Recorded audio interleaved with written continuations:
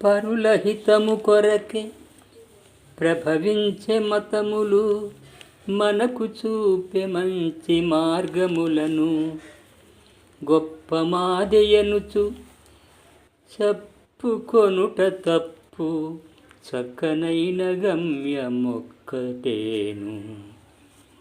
మరి ఇతరులకు మంచి చేయడానికే మతాలు పుట్టాయి. అందరికీ మంచి బాట చూపడానికే మతాలు పుట్టాయి. మతాలు మంచినే చెప్తాయి. కాబట్టి మాదే గొప్ప మతం అని చెప్పుకోవటం తప్పు.